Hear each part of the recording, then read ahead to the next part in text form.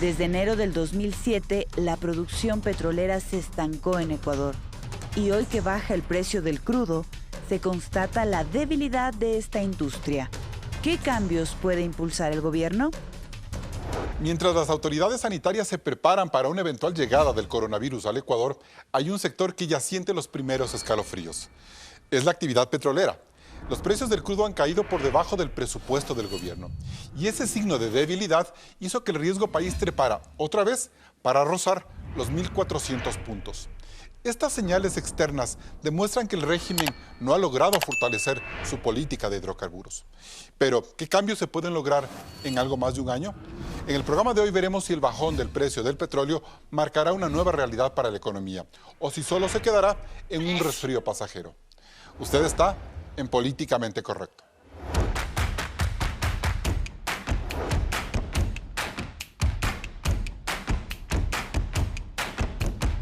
Hoy nos acompañan José Iván Augusto Briones, ministro de Energía y Minas, fue secretario general de la Presidencia de la República.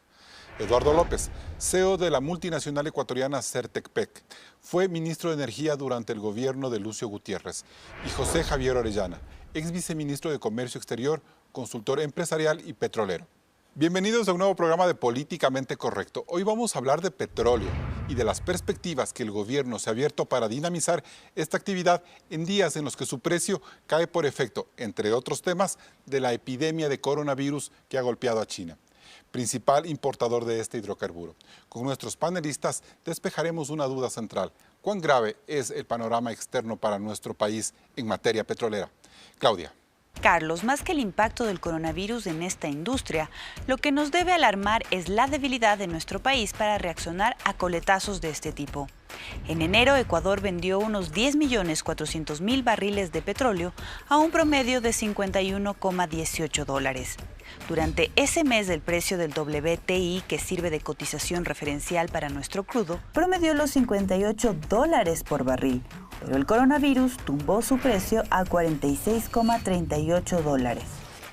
De esta manera, nuestro petróleo podría cotizarse en $42, afectando al presupuesto del Estado, que calculó en 51,30 el precio del barril.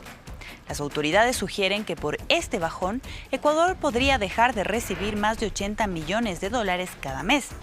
Esta realidad incidió, por otro lado, en el riesgo país, que pasó de los 826 puntos del 1 de enero a los 1.380 puntos de estos días, confirmándose la desconfianza de los agentes externos en la fuerza de nuestra economía. Claudia, ¿tanto daño le hace al país una caída de esta magnitud? Es que los problemas de Ecuador en materia petrolera no son coyunturales, se arrastran desde hace varios años. Veamos. En enero del 2007, cuando empezó el correísmo, Ecuador producía 517.000 barriles diarios de petróleo. Y en diciembre del 2019 la producción fue de 542.000 barriles. Es decir, que en 13 años solo se ha incrementado su producción en apenas 25.000 barriles. En el 2007 la producción de las empresas privadas correspondía al 49% y la de Petroamazonas al 51%. Hoy la producción privada ronda el 21% y la de Petroamazonas el 79%, debido a la visión nacionalista con la que el correísmo administró el petróleo en estos años. Estas cifras demuestran que Ecuador, más que interesarle el dinamismo de la actividad petrolera, se dejó llevar por los vaivenes del precio del crudo, relativamente altos en estos años. Entre el 2007 y 2009, Correa gobernó con un petróleo de $65,3, para subir entre el 2010 y 2012 a $89 y cerrar su último periodo entre el 2014 y el 2016 en $64,3. Lenín Moreno ha tenido desde el 2017 un precio promedio de $53,8 que ahora amenaza con caer y desfinanciar la maltrecha economía. Por lo que cabe preguntarse, Carlos, ¿es posible hacer algo para mejorar las condiciones petroleras de la nación? Bien, gracias Claudia por ese informe y esta va a ser la pregunta central de todo el programa. ¿Qué se puede hacer para cambiar la realidad petrolera en el país? Pero empecemos por lo más coyuntural, señor ministro, bienvenido. ¿Este bajón en el precio del crudo debe o no debe alarmarnos? Carlos, buenos días a la teleaudiencia de Políticamente Correcto. En efecto, nos debe poner una alerta por la dependencia que nosotros tenemos del precio del crudo en el presupuesto del Estado. El referencial que nosotros tenemos es de $51.30 y con estas fluctuaciones evidentemente habrá menos ingresos. ¿Estaremos perdiendo $10 por Bueno, yo no barril? quisiera hablar de perder, porque para utilizar el término perder es cuando nosotros percibamos menos de $17 que cuesta producir el petróleo. Estamos dejando de ganar y estamos afectando el presupuesto del Estado. Pero claro, a ver, el presupuesto del Estado se desfinancia. Pues, exactamente, se desfinancia y estamos tomando medidas. Ahora, yo quisiera referirme... Bueno, nos desfinanciamos con $10 por barril. Nosotros, 51.30 es la referencia. Si nosotros, por ejemplo, hoy me acaban de decir hace 2 minutos que está en 46.80, la diferencia de 4.79, ¿sí?, por 520.000, eso es lo que al día dejamos de percibir y en efecto afecta al presupuesto del Estado. Pero si me permite 2 minutos, a mí me gustaría, Carlos, poner en contexto qué estamos haciendo, porque en la introducción se mencionaba que hay una debilidad, que hay arrastres y que hay un modelo. ¿Qué estamos haciendo para cambiar ese modelo? De eso vamos a hablar todo el programa. Si quiere, deme una idea central para pasar con los otros panelistas y nosotros poder ir estamos cambiando al modelo respecto a apertura, transparencia, renegociación de contratos que han sido claves para tener beneficios para el Estado ecuatoriano. De eso vamos a seguir hablando. Pero José Javier Orellana, ¿por qué sube el riesgo país de esta manera ante la baja del petróleo? ¿Es solo un indicador o podremos brevemente explicar cómo está el contexto de esta economía ecuatoriana frente al problema del coronavirus? En general, buenos días a los televidentes, buenos días al panel. En general, el Ecuador siempre ha sido correlacionado a los tipos de deuda de Ecuador, desde los bonos Brady en adelante, con el precio del petróleo, dado que es un ingreso alto para el fisco.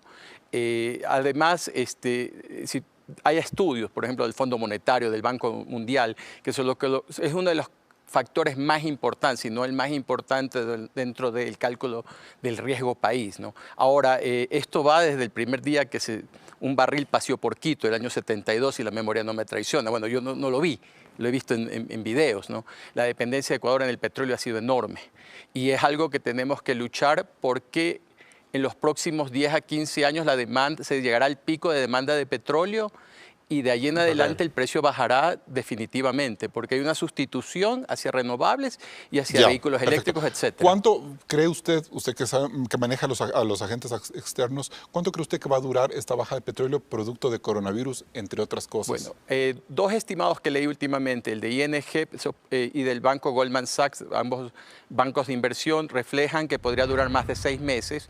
Si tú ves los futuros de petróleo, sí notas que a partir de julio, agosto empieza a ser un precio mayor que el actual. Y eso te da una indicación que las personas que invierten están pronosticando que esta situación durará unos 6 meses. O sea, hasta marzo.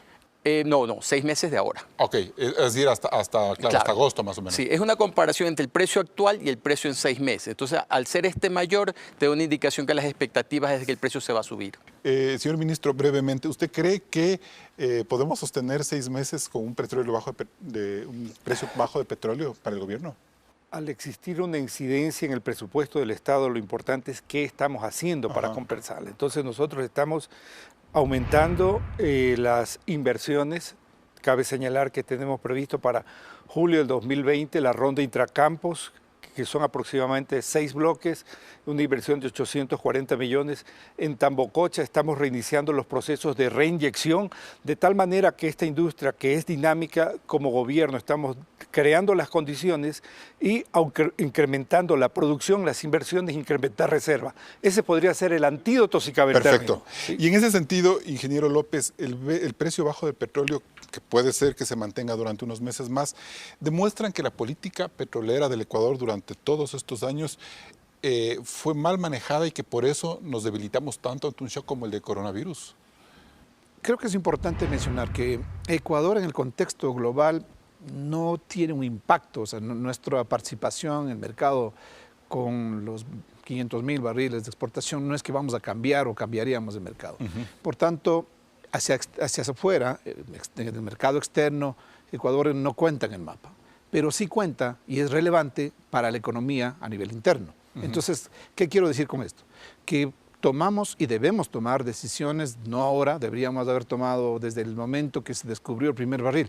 ¿Qué queríamos hacer? ¿Cómo queríamos llevar al país en ese desarrollo petrolero que iba atado al desarrollo industrial pero de el correísmo autosuficiencia. replanteó la visión del petróleo en Ecuador. En los 13 años es una mire, política de mire Estado. el caso de Noruega. Noruega tuvo este gran boom de descubrimiento por los 70s y hoy por hoy Noruega es autosuficiente en tecnología, son una de las industrias más tecnológicas y competitivas a nivel mundial y obviamente tienen un nivel de un per cápita, ingreso per cápita más alto, creo que de los más altos a nivel mundial. ¿Qué quiero decir?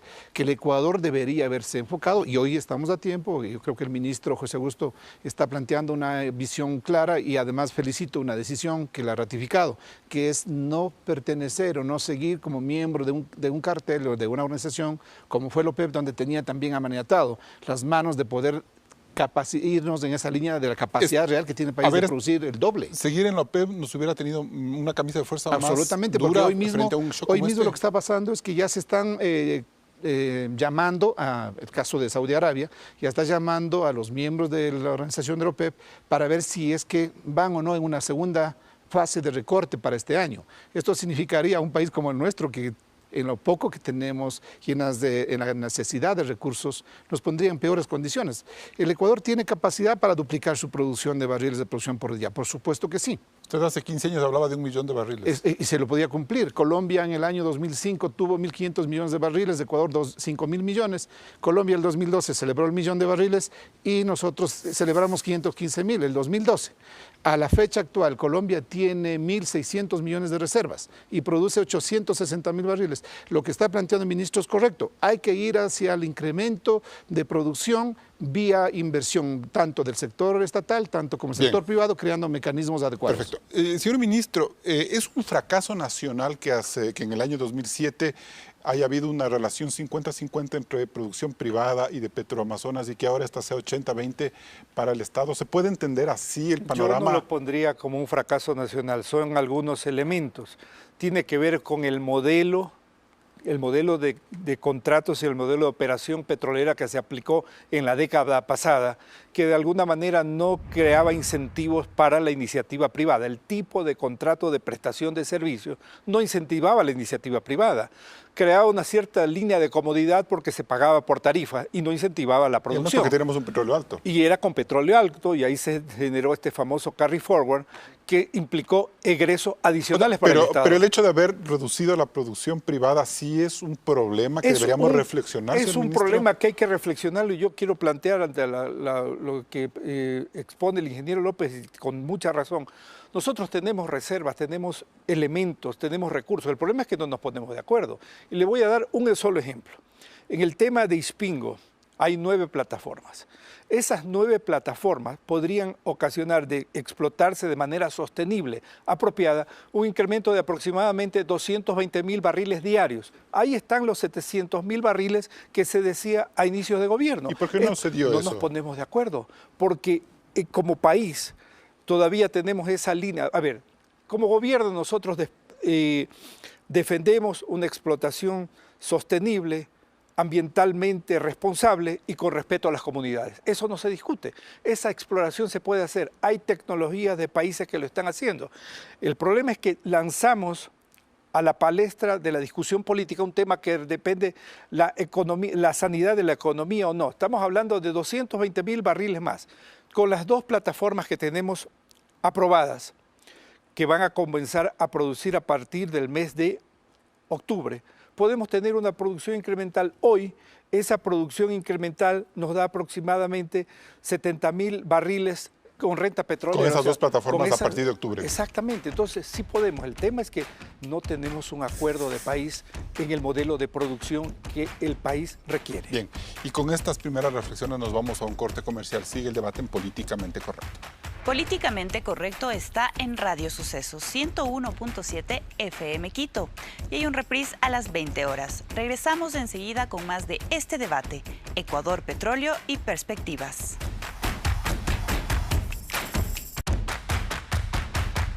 Seguimos el debate en Políticamente Correcto. Señor ministro, ¿usted cree que en lo que le queda al gobierno en el poder, es decir, un poco más de 14 meses quizás, puedan ustedes sentar las bases como para cambiar la política petrolera hacia un modelo de apertura como el que usted ha estado defendiendo a lo largo de este bloque y en los meses que usted está al frente de este sector? Yo creo que este gobierno ha dado un giro importante respecto a la política petrolera y solo voy a mencionar hechos para graficar. Hemos liberado petróleo en aproximadamente 50 millones de barriles, lo cual nos ha permitido gestionar aproximadamente 3.500 millones de dólares. Ese tema lo vamos a hablar en el tercer bloque, la parte esta de la liberación. ¿Cómo hemos liberado? Entonces, hemos hecho una apertura a que empresas vengan vía contratación pública. Cabe señalar que se ha hecho el primer largo plazo luego de 10 años, en el cual ganó Shell, que es una de las empresas top, un concurso de aproximadamente 20 millones de barriles.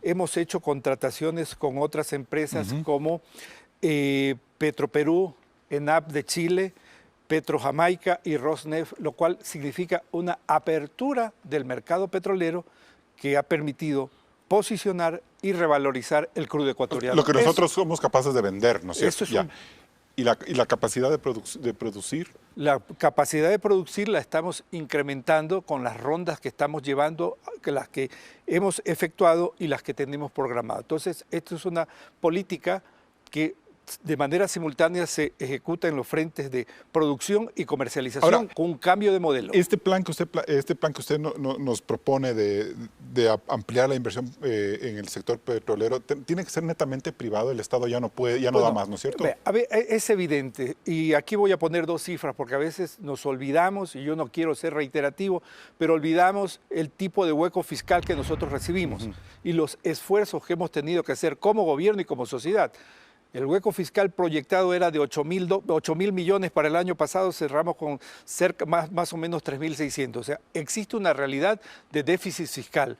En ese contexto hay prioridades, claro, y no tenemos lo que quisiéramos para invertir en las exploraciones y explotación petrolera. Es que ese fue el error del modelo anterior, pues, haber abarcado todo desde producción Petroecuador, y cuando no tienes para invertir te quedas con una producción mediocre de 500.000 barriles en 13 años. Y lo importante es qué estamos haciendo. Nosotros hemos puesto en marcha campos maduros, campos menores, oil and gas y la Intracampos 2, que tenemos previsto hacer en el segundo semestre de este año. Son acciones concretas, no solo enunciados, sino acciones que están en marcha. Perfecto. José Javier Orellana, ¿la industria petrolera mundial cree en las políticas del Ecuador como país, como para decir, con esta simple decisión o gran decisión que va a tomar el gobierno de Moreno, van a llegar los inversores? A ver, en el gobierno anterior solo hubo una ronda petrolera. Este gobierno ha hecho muchas más rondas petroleras, como lo indicó el ministro hace poco. Sin embargo, hace ya más de un año vino aquí Exxon y vino Shell por el tema de una potencial del campo suroriente, que es un campo vecino al Perú, y del lado del Perú se explota, mientras que del lado de Ecuador no hay ningún tipo de operación, ni siquiera hay manera física de llegar, hay que llegar en helicóptero. Y esa es la gran esperanza, esa quizás sería la joya de la corona. ¿El suroriente? Sí, el campo suroriente. De ese, el exministro, el anterior ministro, indicó en la época que se hablaba de llegar a 700.000 barriles de que ese también iba a ser una ronda. Intracampos, que es una ronda exploratoria. Intracampos básicamente es explorar si hay más reservas entre los campos. ¿Cuál es el principal problema en ese suroriente? Es el tema de las comunidades, Habría ¿verdad? que preguntarle al ministro. Pero ¿usted qué cree, José Javier? Yo creo que son partes. Es un parte que no nos hemos puesto de acuerdo, de que somos un país petrolero que quiere llegar a la etapa en que el petróleo perderá valor, porque para allá apunta con todos los cambios climáticos. ¿Cuándo va a llegar eso? En los próximos 20 años. O sea que si no apuramos hoy, nos vamos a quedar con el petróleo bajo tierra. Nos vamos a quedar. La edad de la piedra no acabó porque las piedras desaparecieron, sino porque empezó a haber cobre, empezó a haber bronce, etcétera, ¿no? Pero la pregunta se la dejo al ministro de por qué el tema suroriente. Ok, ya le vamos a ver que responda. Y en ese sentido, Eduardo López, ¿cree que usted hay tiempo para cambiar esa mentalidad del Ecuador sobre qué creer de su política petrolera como para atraer inversión extranjera? Usted ha sido de los que más se ha quejado del maltrato que ha recibido el empresario privado en el tema petrolero durante estos años. Y con legítima razón. Voy a mencionar dos cosas. Una importante, creo, ¿dónde radica el problema? El país siempre necesitó y necesita, por supuesto, establecer una política de Estado. O sea, si no tenemos una visión de corto, mediano, largo plazo, a 30 años. José está mencionando algo importante que el ministro también lo ha mencionado. El petróleo per se, de aquí apenas al 2030, si no es competitivo, escuchen esto, para poder movilizar vehículos livianos comparables con los costos que es movilizarse en un vehículo eléctrico, que este barril esté entre 10 y 20 dólares, no compite. Entonces, la advertencia de lo que se va a venir en el mediano plazo es altamente sensible para tomar medidas y acciones y correctivos rápidos. ¿Cuándo debe estar lista una política petrolera? Yo creo que si la propuesta que ha mencionado el ministro Augusto de establecer este diálogo, que creo que es el camino, y por ahí es donde siempre nosotros estuvimos planteando algunas oportunidades. Reunámonos el gobierno, los industriales, los sectores políticos, los sectores sociales, los académicos, y pongamos claro tal cual, incluso los ecologistas, y pongamos tal cual está el panorama del Ecuador frente al mundo, y el Ecuador en el mundo cuánto pega, cuánto aporta. Ya no es tanto cuanto desde lo global a lo local, sino lo local, ¿cómo lo vamos a resolver? Porque eso lo tengo que resolver a los ecuatorianos. Esta es la última década que tenemos para gozar de si economía vamos petrolera. a hacer algo, lo vamos a tener que hacer hoy. Usted decía una pregunta, Carlos, muy oportuna al ministro. En los 2 años, hoy es el día. No es en 2 años y el próximo gobierno. Hoy tenemos que empezar con este diálogo y resolver un tema de cortísimo plazo. Duplicar la producción, que es capaz, que es posible, que es viable, que las empresas van a venir, por supuesto, bajo 2 escenarios. Una, que establezcamos este diálogo con la comunidad directamente, que es la que más se opone, entendiendo de que ellos van a actuar con inteligencia y sapiencia de saber que esto es recursos para el Estado, para los ecuatorianos, que los recursos naturales es de propiedad inalienable, imprescriptible, indelegable, de propiedad del Estado, no de una comunidad. Ese es un tema fundamental. Perfecto. Si usted me quería contar algo para darle la palabra solo para darte una idea, McKinsey & Company, otros bancos de inversión, otras consultoras, más o menos estiman que desde 2030 en adelante se estará llegando a casi un 100% de que los nuevos vehículos serán eléctricos. Pero solo los vehículos, los barcos no, los aviones no. Pero esto pega un 40% del consumo de energía. Sí, sí. Exacto. Entonces eso es un... Bien, ahí tiene dos reflexiones urgentes e importantes, señor ministro. Coincido con la urgencia y que el tiempo es hoy, por eso hemos propuesto el Pacto Social Energético, que significa ponernos de acuerdo los ecuatorianos en qué vamos a hacer con esos recursos que están enterrados, que son tan necesarios y que por temas internos y por visiones ideológicas no lo hacemos. Pero me da la sensación de que no les va a dar el tiempo. No le va a dar el tiempo a José Augusto con esta visión que tiene, que han aplaudido estos 2 invitados, a que eso se llegue a cabo. Nosotros, Carlos, estamos tomando acciones y hemos iniciado diálogos pequeños en comunidades, hemos desbloqueado muchos procesos, pero aquí el tema grande es qué hacemos, por ejemplo, con el ITT. Las 9 plataformas nos podrían dar aproximadamente 30.000 millones de dólares. Imagínense esa cantidad. ¿Sí? Un ejemplo, si es que tuviéramos ya todo libre para que se instalen esas 9 plataformas, ¿en cuánto tiempo podríamos gozar de ese petróleo? Si es que todo estuviera ya expedito. Hay que ver los plazos también. Este gobierno ya no alcanzaría, pero nosotros como gobierno responsables tomaremos las decisiones que sean y en octubre comenzaremos con la explotación de 2 plataformas del Ispingo, pero no hay tiempo que perder y no quiero apartarme del tema, pero tan o más crítico es lo que pasa en el sector minero, que hay un potencial muy grande, pero no hay acuerdos nacionales. Bueno, pero seguramente la minería... pero las decisiones... Se quedará más allá del 2030. Las decisiones hay que tomarlas hoy. Nosotros, por ejemplo, hemos hecho acciones para el incremento de reservas. En el 2017, las reservas eran de aproximadamente 4.819 millones de barriles. Hemos incrementado al 2018 4.934, porque esta es otra política, reponer reserva, porque normalmente lo que se ha hecho es consumir sin reponer reserva. Estamos reponiendo reserva, pero esto tiene un encadenamiento hasta llegar a la comercialización, que son acciones que tenemos que tomar hoy. ¿Usted cree que pueden lograr, por ejemplo, renovarse contratos con petroleras existentes en el Ecuador que están ya por salir en los próximos años, como Repsol? ¿Cree usted que en este año al menos se podría como mantener una buena relación con las empresas privadas? Nosotros la relación la estamos manteniendo, la estamos reforzando y los resultados son la muestra de ello. O sea, tenemos apertura y apetito de más empresas de venir acá. Y eso es una muestra clara. ¿Y quién nos garantiza que el próximo gobierno va a mantener esa política? Nosotros respondemos por el gobierno Pero ¿y cómo actual, hacer para que eso se que sostenga, la ciudadanía señor ministro? tenga conciencia que recursos manejados de manera transparente, bien utilizados, gastados donde tiene que hacerse, es la ruta que necesita el país. Bien, nos vamos a un siguiente corte comercial, claro, con la preocupación de que el próximo gobierno quiere inaugurar una nueva era petrolera y se sigan postergando las políticas a largo plazo. Ecuador ha usado la operación financiera de venta anticipada de petróleo para conseguir financiamiento. ¿Qué ventajas y desventajas tiene esta modalidad? Lo analizaremos luego del corte. No se desconecte de la señal de Coavisa.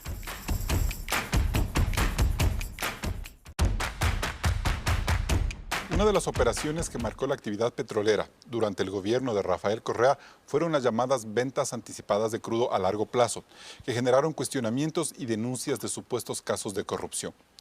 Aquí podemos ver cómo el gobierno anterior firmó entre 2009 y 2016 13 contratos con Unipec y Petrochina, así como PTT de Tailandia.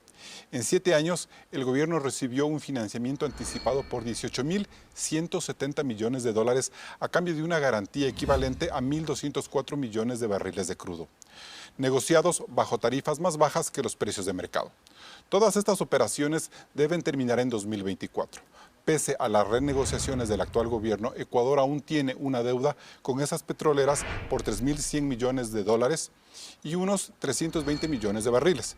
Por otro lado, el gobierno de Moreno ha optado por impulsar ventas spot y directas de petróleo de entrega inmediata y con precios de mercado. En estos casi 3 años se vendieron a 8 empresas compradoras unos 43,6 millones de barriles a un precio de 2.707 millones de dólares. Hasta ahora, el país no tiene claro si las ventas anticipadas de Correa constituyeron o no un atraco al erario nacional. Y esta pregunta le hago, señor ministro, porque más allá de la bulla y de ciertos sectores como el que tiene Fernando Villavicencio, de que hubo unos grandes negociados alrededor de estas ventas, no tenemos claro qué mismo pasó ahí. Carlos, usted ha mencionado unas cifras y sería bueno remarcar que las preventas per se no son malas. Porque si usted tiene un negocio de banano y prevende el banano, qué mejor que le compren anticipadamente. El problema fue en las condiciones en que se lograron esas preventas y que ha hecho el actual gobierno para cambiarlas. ¿Sí? Explíqueme cuáles fueron los errores en las condiciones. Los errores en las condiciones primero fue, a ver, la cantidad, el volumen versus los barriles de respaldo, por llamarlos didácticamente. Cuando usted mencionaba los 18.000 millones de dólares recibidos por el gobierno anterior, implicaron 1.200 millones de barriles de petróleo de alguna manera de garantía o como un colateral. Claro, o sea, no significa que esos 1.200 se vendieron a 17 dólares el barril, porque eso había es lo una que da fórmula, claro. Y ya voy a entrar en la fórmula, cómo hemos cambiado y cómo con un conjunto de decisiones este gobierno logró recuperar y beneficiarse alrededor de 700 millones de dólares, porque fueron varios los elementos renegociados, no solo la fórmula, pero lo importante fue la cantidad que se recibió versus el colateral. Hoy nosotros adeudamos apenas, entre comillas, 320 millones de barriles, que equivaldrían aproximadamente a 3.100 millones. ¿Qué hemos hecho con el volumen liberado? Con el volumen liberado hemos hecho 8 ventas de spots, que son ventas a precio de mercado. Hemos hecho una venta a largo plazo. Hemos hecho ventas con otras empresas, con transacciones que yo le mencionaba, alrededor de 3.500 millones, que además de implicar ingresos a las cajas fiscales, tener una apertura hacia el mercado petrolero. No te metes solo con 3 empresas. Y eso es transparencia. Ahora, señor ministro, ¿cuánto fue el perjuicio para el Ecuador de estas negociaciones? ¿Tenemos ya claro cuánto se perjudicó el país? Villavicencio dice que en los contratos con Petrochina hay unos desfalcos de 2.000 millones de dólares. ¿Se puede ya tasar eso? ¿Por qué no lo podemos tener? Yo no quisiera hablar de desfalcos, o sea, no quiero entrar en términos penales porque yo no soy abogado. Yo lo que quiero entrar Pero usted se habla de irresponsabilidad. Yo hablo de irresponsabilidad por la conveniencia, porque es hipotecar el futuro y otros gobiernos que no hemos tenido margen de tener disponibilidad de crudo para hacer ventas abiertas y directas. ¿En esas negociaciones se perdieron muchos dólares por barril? Lo que pasa, por ejemplo, la fórmula. Nosotros cambiamos la fórmula para lograr equidad, lograr premio. El premio anterior era aproximadamente 25 centavos. Hoy logramos 90 centavos. Logramos ajuste en el transporte.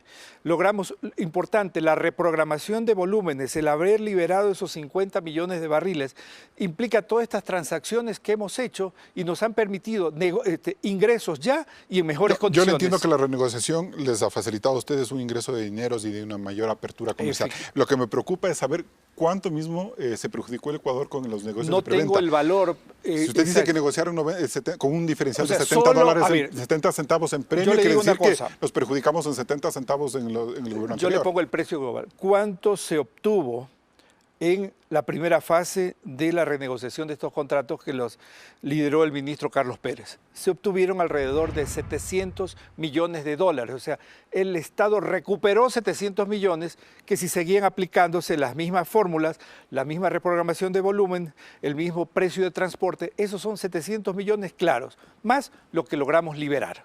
O sea que esos 2.000 millones que habla Fernando Villavicencio podrían ser los que más habría o menos, que ajustarse, ver en el tiempo. Más o menos se lo que pasa es que país. estas son ecuaciones dinámicas que hay que ver cuándo le hace el corte y no quisiera cometer una imprecisión en ese sentido. Le estoy dando conceptualmente... Claro, pero el problema es que el país necesita saber si hubo o no hubo mal uso de esa fórmula, porque si no se victimizan, los correctos se victimizan. Pues. De que hubo mal uso, hubo. Tenemos que determinar el monto. Bien. José Javier Orellana, ¿cuál es el reproche que debemos hacer a estas modalidades de contrato? A ver, el primero es, por ejemplo, se usó un índice de Argus Media de petróleo del Golfo de México que dejó de existir, cuando normalmente el índice que se usa es el West Texas Intermediate, el WTI, o sea, eso es algo bastante confuso. El gobierno anterior debió haberlo manejado en función del WTI. Mira, yo no he leído los contratos para serte preciso, he escuchado de distintas personas, pero sé que en algunos de ellos se usó Argus Media, Golfo de México, semipesado. Eso ya es una trampa. No, bueno, ese índice dejó de usarse, entonces hubo un lapsus en el cual básicamente no había contra qué medir el precio del petróleo. Eso es uno. Segundo, por ejemplo, este año hay que hacer malabares. Este año se renegoció con PTT la entrega de petróleo porque no había suficiente petróleo para entregar. Sí iba a haber el caso sui generis que íbamos a tener que importar petróleo para vendérselo a PTT. Entonces se movieron ciertos barriles de este año al 2021. Eso demuestra una mala negociación en los contratos. No estoy seguro, pero al menos no planificaste con seguridad, con un margen de seguridad. Y tercero, tú puedes hacer una figura que se llama titularización de recibos de pago de petróleo. O sea, pudiste haber titularizado las ventas de petróleo, los pagos, claro, tienes que hablar con la compañía, etcétera. Y eso hubiera sido una tasa, porque tu subyacente, el petróleo en terminología financiera, es la commodity más fungible del mundo. Son miles de millones de dólares que se manejan en opciones, en derivados, en futuros, en forward, etcétera, todos los días en petróleo. Y eso hubiera sido una tasa menor que la tasa de las preventas. Ya. Ahora, ingeniero López, haber recuperado en ese gobierno 750 millones por producto de estas renegociaciones, ¿qué nos dicen? ¿Que realmente se malbarató el petróleo ecuatoriano? Yo creo que todo nace de la transparencia. Hay dos cosas de lo que yo he escuchado. Primero, porque que el contrato tiene algunas condiciones. Primero, uno secreto el contrato, ¿verdad? Yo personalmente no tengo idea qué dice el contrato. Y de los expertos o los analistas que han hablado, todos suponen lo que tiene el contrato. Quizás al ministro tal vez sí le podrían haber dado acceso, o si tuvo acceso a toda la documentación, y entonces tiene más elementos. En forma general, lo que quiero decir es, cuando no hay transparencia, siempre va a generar estas preocupaciones que pueden ser legítimas, que están documentadas, como dicen en ciertos casos, por las fórmulas no divulgadas, o que efectivamente si ha habido la posibilidad de recuperar una parte de estos ingresos que no estaban contemplados, entonces sí había margen.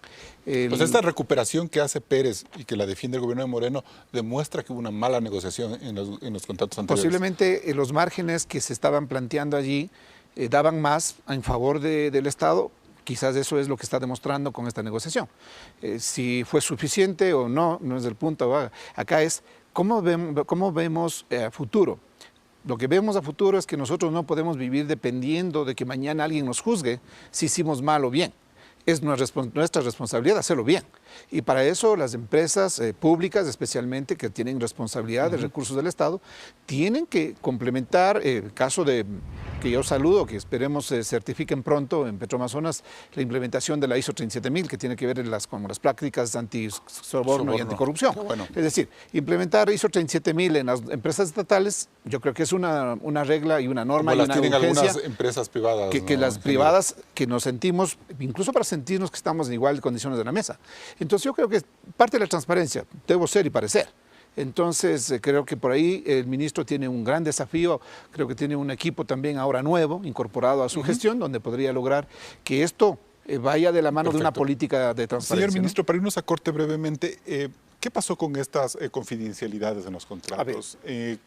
¿Por qué no se pueden divulgar completamente para entender bien la magnitud de las negociaciones? Los contratos tienen cláusulas, son de naturaleza privada y confidencial. que por temas de mercado, y está claramente establecido, no pueden ser divulgados. Y nosotros tenemos que respetar eso. Nosotros tenemos que respetar, he tenido acceso, los contratos de China tienen ubicado el arbitraje en Inglaterra y el de Tailandia en Singapur. Entonces hay cuestiones que deben de respetarse. Solo para nosotros, no caer en los arbitrajes nosotros que nos como han país hemos perdido dañado 3.600 millones de dólares por no cumplir los contratos. Exactamente. Ojo, tengamos, o sea, porque aquí se trata de tomar medidas, pero no caer en la irresponsabilidad que luego nos hace pagar cifras que no tenemos. O sea, no por populismo vamos No, a caer aquí hay que ser en un mal peor. Nosotros hemos dado muestras de acciones, estamos renegociando los contratos, estamos condenando lo condenable, pero tampoco podemos caer en el populismo que vamos a sacar copias y entregar los contratos cuando hay cláusulas de confidencialidad sujetas a un arbitraje internacional. Bien, nos vamos a un siguiente corte comercial. El gobierno diseña una política de subsidios para eliminar este beneficio a algunos sectores. ¿Esta es una medida políticamente correcta? Lo analizaremos al volver del corte comercial. No se desconecte.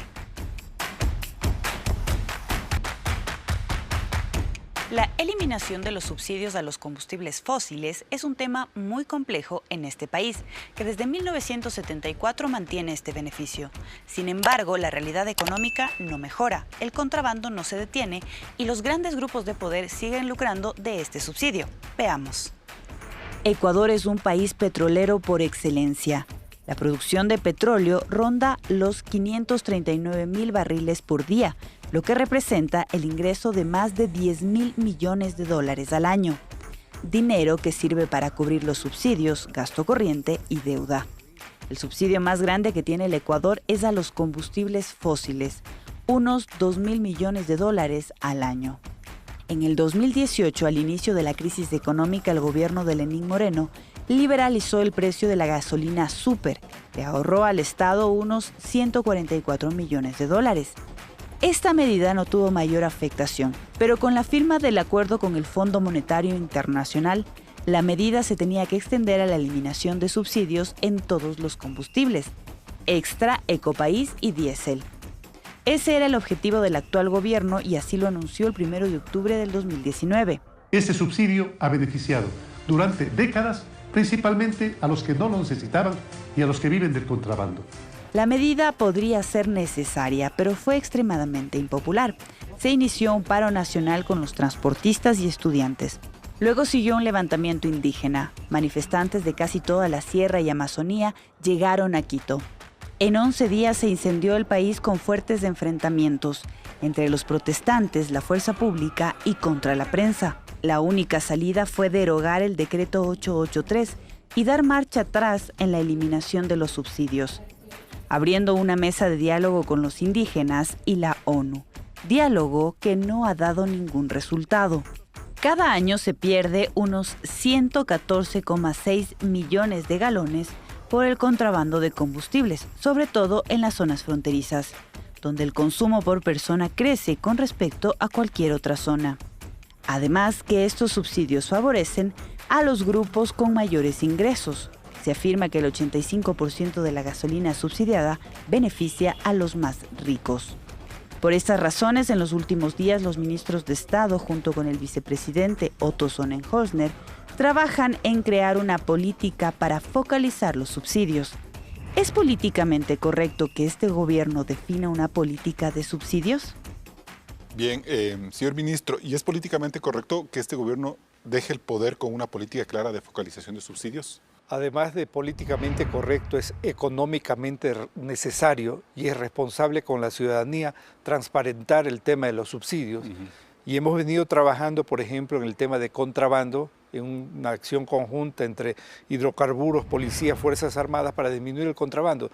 No puede ser que por cada tanquero que pase al otro lado se beneficien $14.000 por viaje. Eso es inaceptable. La semana pasada el alcalde de Tulcán me decía a mí que por más controles que se pongan siempre hay unas fronteras porosas por donde se van los combustibles. Lo que quiere decir es que el verdadero incentivo no son los controles, sino el precio barato del crudo para los narcotraficantes que le tienen la droga con esos precursores. Además de ello, Carlos, es la conciencia ciudadana. No es posible que nosotros estemos subsidiando una actividad ilegal y estamos combatiendo lo mismo. Ahora, lo que sí me preocupa a mí, señor ministro, y esto yo quisiera ver si hay una autocrítica de parte de ustedes, es cómo es posible que a partir del mes de octubre, cada vez que se les pregunta a ustedes, a los distintos ministros, ¿Cómo va el tema de la focalización de subsidios? Ustedes dan largas y dicen que estamos trabajando, estamos focalizando, estamos viendo el mejor método, pero en octubre ustedes lanzaron un decreto de una sola sin haber previsto estas metodologías en las cuales ustedes ahora se están como enfocando para dar largas al asunto.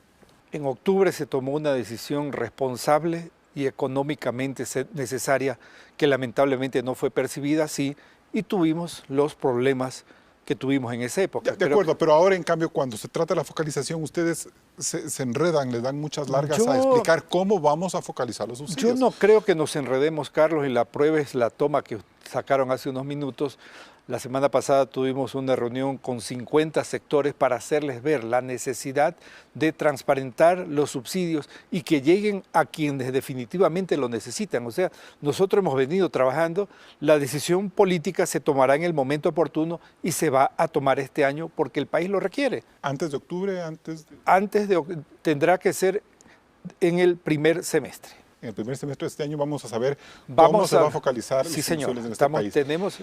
Hay que ahorrarse esos $2.000 millones que se le va al país. Esos $2.000 millones deben orientarse a quien realmente lo necesitan y no a personas que no lo requieren.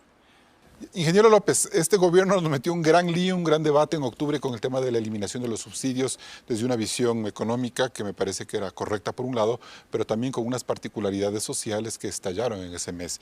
¿Usted cree que este gobierno no puede dejar el poder si no se aclara al país cómo mismo vamos a hacer con esta política social de subsidiar los combustibles?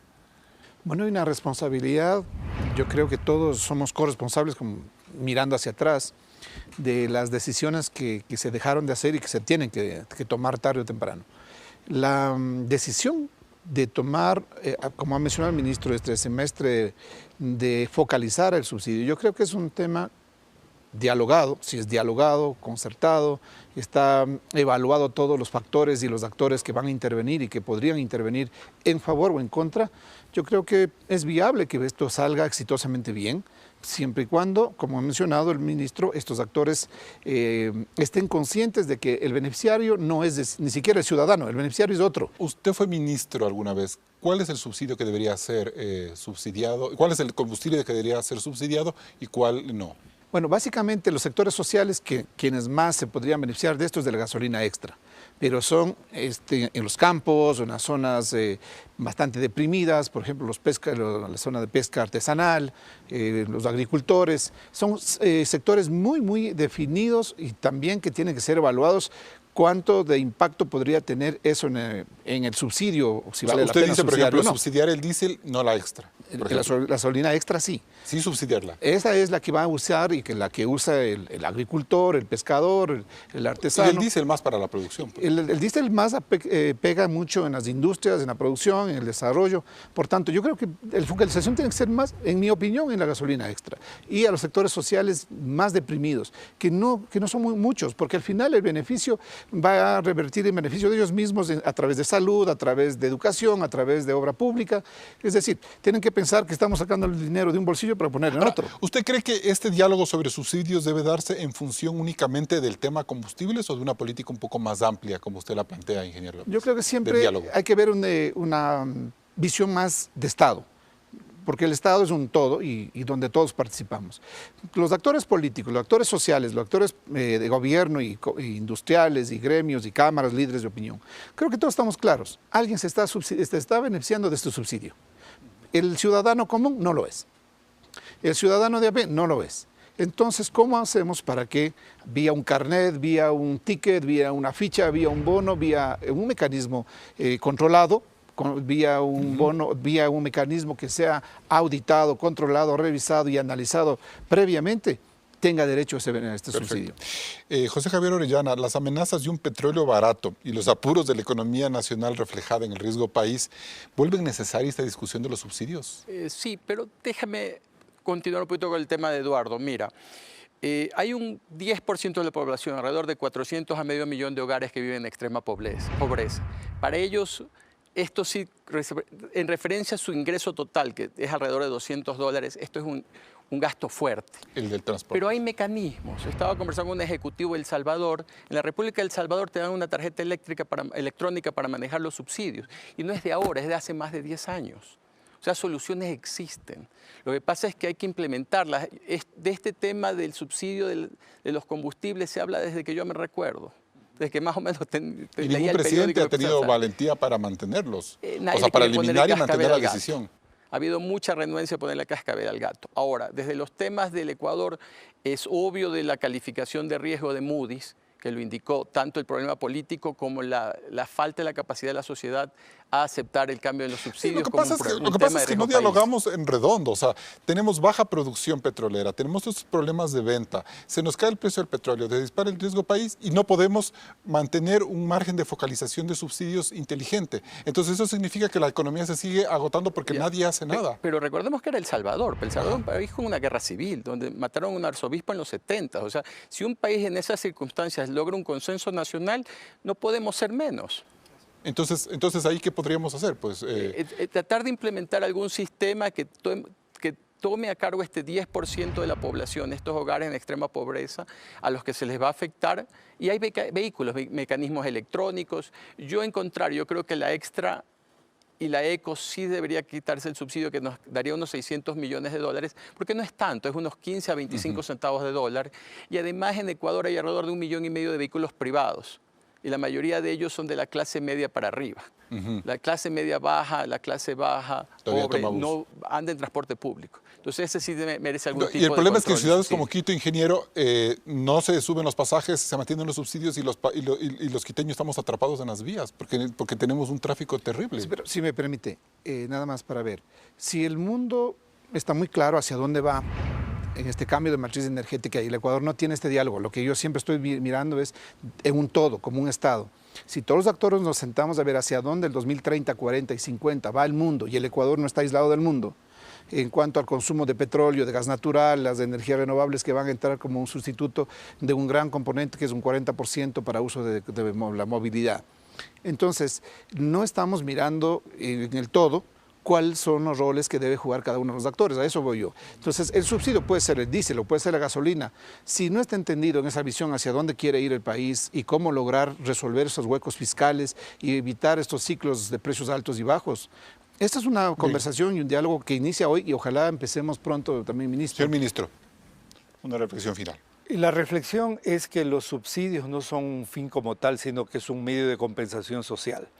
Y mientras no nos pongamos de acuerdo como país, como sociedad, y sigamos incorporando al debate politiquero un asunto tan delicado, siempre vamos a tener los problemas que estamos viviendo. Este gobierno ha dado muestra de responsabilidad, de decisión, y nosotros estamos creando las condiciones para que los subsidios no beneficien a quienes no lo necesitan. ¿Y ese plan de focalización podría ir como el método que nos ha explicado nosotros José Javier Orellana, de tarjetas electrónicas? Tenemos varias opciones. Por ejemplo, hemos visto técnicamente que puede ser vía tarjeta, vía una tarjeta de débito, o sea, los mecanismos tecnológicos existen. El tema es ponernos de acuerdo en el marco mínimo que permita que esos recursos que se está llevando gente que no necesita lleguen a las poblaciones vulnerables que sí lo requieren. Unos son los contrabandistas que se llevan para narcotráfico y todo lo demás. ¿Y quiénes son los otros que se benefician? Bueno, unos son contrabandistas, otros son empresarios, otros son personas que están calentando piscinas con tanques de gas o calefones eléctricos pagando, otros son los que roban la energía directamente. O sea, este es un tema social que tenemos que tener conciencia. ¿Usted cree que con una herramienta clara de focalización, sea el método que ustedes escojan, va a haber un consenso nacional o ni eso creo que se va a dar? Yo creo que la herramienta no es el fin. Lo importante es tener el consenso mínimo de qué se debe hacer, a quiénes debe llegar y ahí ponemos la herramienta. Me preocupa, pues. ¿Qué le preocupa? Que si la gente, pese a que ustedes indiquen la herramienta, no quieran insistir en que se focalicen los subsidios. Nosotros como gobierno hemos dado muestra de tomar decisiones y vamos a tomarla. Bien, nos vamos a un siguiente corte comercial.